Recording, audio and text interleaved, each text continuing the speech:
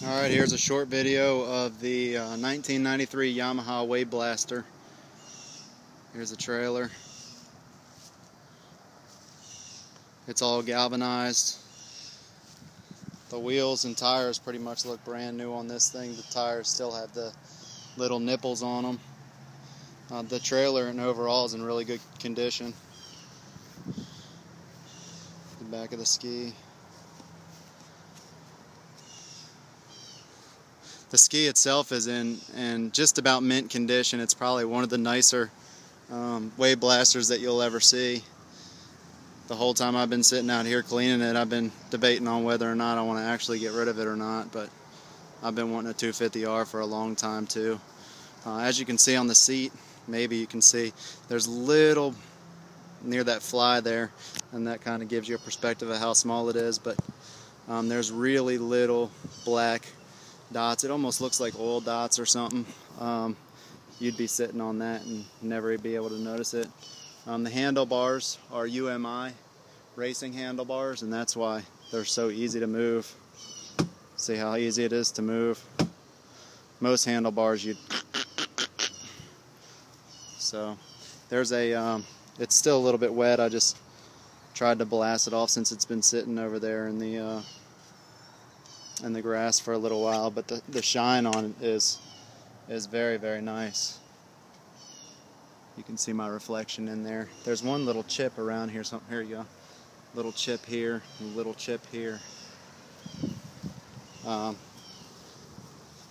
It's got an Ocean Pro ride plate on it, which will keep you planted a little bit better. It's got a, you can't see in there, it's got a Solus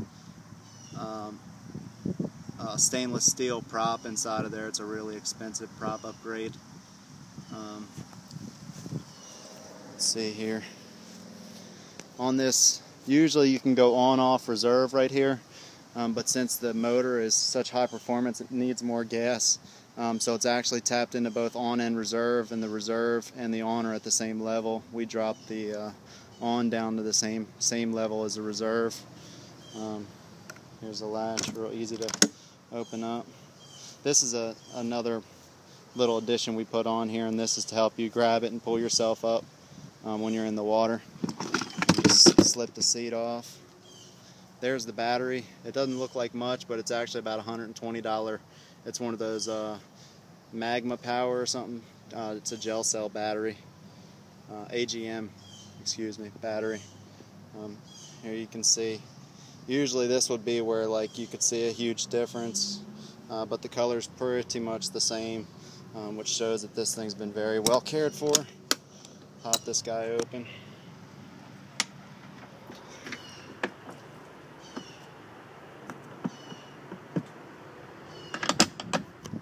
Alright, here's where all the horsepower is generated. I did wash off the exterior, but I didn't try to clean this engine bay up at all. There's the pipe. Those pipes are ridiculous to try to find. If you can, you're going to pay a fortune for it, because that adds about 30 to 50 horsepower depending on how it's tuned. And it's tuned right. You can see all these extra hoses, they're extra cooling. So if you do get this thing, if we do make the trade, there's these little pieces here. There's a couple more of them. Don't ever try to adjust those things, because that's adjusting the water flow through the exhaust chamber, and it's done up just right. There's the side. I know it's not very pretty. I didn't try to get down there and scrub it or paint it or anything and make it look good. Here's more cooling hoses, and here's the bigger aftermarket carb. I forget exactly what size it is. I think it's a 47, but I don't feel like taking it off and looking at it and all, but you can see underneath here it's got the red. It's got a ProTech intake, and like I said, the motor and all is a 760 motor, and you know it's got a Wiseco piston. It's got a ton of compression. I don't know exactly how much compression. I don't feel like doing a compression check right now, but if you want me to, I will. I'm fixing to start it up here in a minute.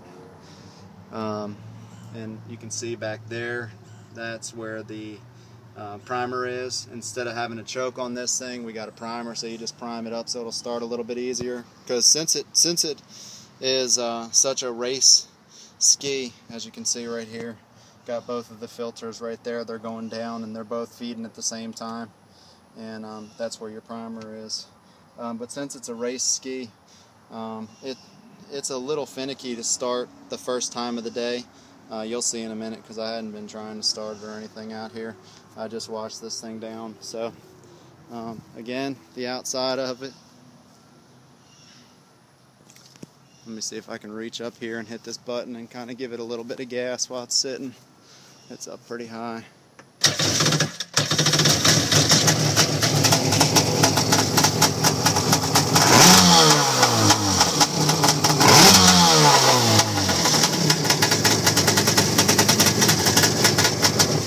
Very similar sound to a TRX 250R, being a really throaty pipe on a two-stroke.